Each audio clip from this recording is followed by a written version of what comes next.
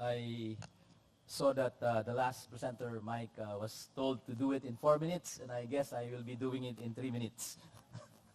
So, first off, I'd like to acknowledge the participants of our last group. May I request everyone from our group to please rise to be recognized. We are among the biggest group.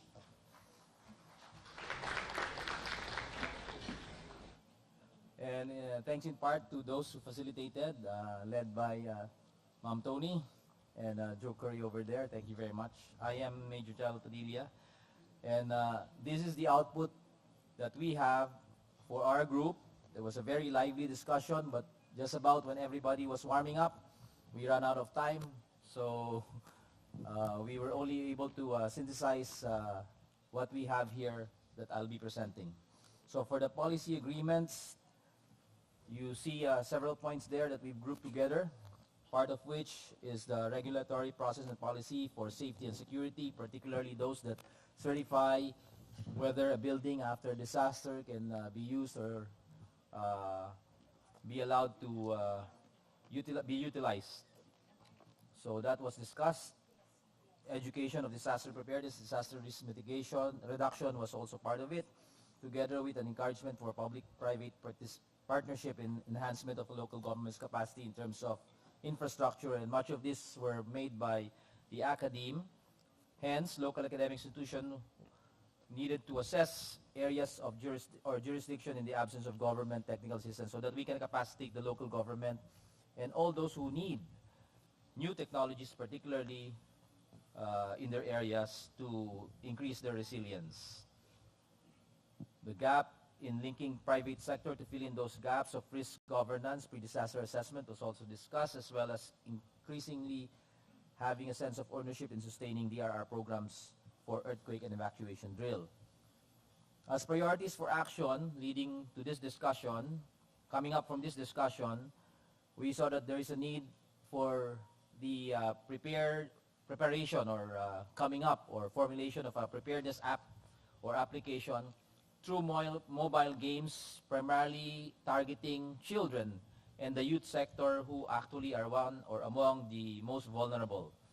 So similarly, the example was taken off from the experience of Japan, where one of the participants from the LGU that we had inputted that in Japan, per her experience, she saw that children are really prepared to face up to any kind of disaster, such that we need to do the same in order to protect our vulnerable sector.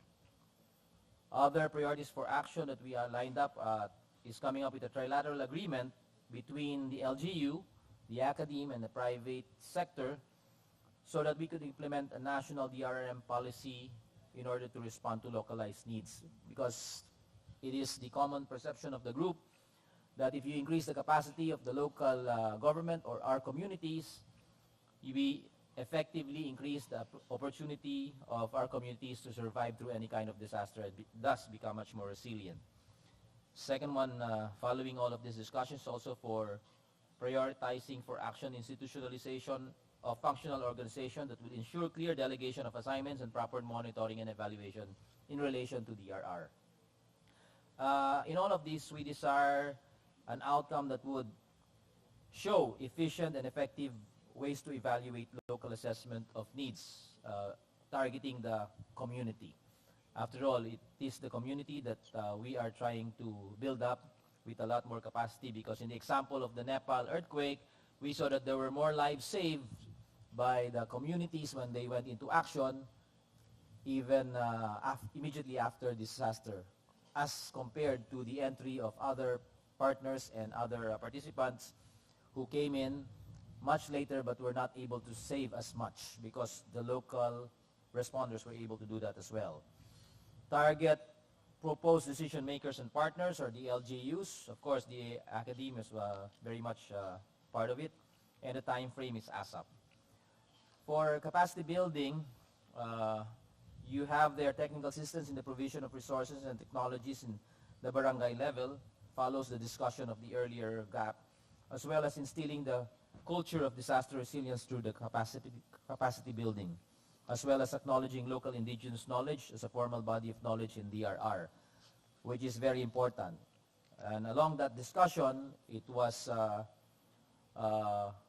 made mention that we must respect already existing norms and practices that are effective but are low-tech, and at the same time just add to it in order to create redundancies when we input or add new practices or new technologies. So we don't need to erase what has been in existence that have been effective, but we need to build upon it so that there can be more redundancies that will allow for more lives saved. That was the logic behind that. Also not written here, we came to an agreement, and it was not documented, that there is a need for the conduct of joint simulation amongst a variety of stakeholders beyond what is currently being done. Because currently being done, the Shake Drill audience, we believe, has a limited participant base. And in order to make it much more relevant to the community, our joint simulation must have an increased audience. So hence, there is a need for prioritizing for action, coordinative action and engagements among stakeholders for joint simulation and drills. The desired outcome here is for increased collaboration and partnership amongst these participants so that there can be joint ownership of all the action taken. And decision makers and partners are all concerned, and the time frame is as soon as possible. For the information sharing, this is what we have as part of the discussion, but we were not able to continue on with that for lack of time. But we believe that with these inputs, I think we have enough action items to work on. And if I may add, there is also a greater need for increasing awareness for civil-military coordination, because in the cluster system, it is the military who acts and kicks into action for providing search, rescue, and retrieval. And at the same time, they need to partner with the civil sector so that they can have more synergy in the end. So that, in effect, is what we had for the sessions that we had.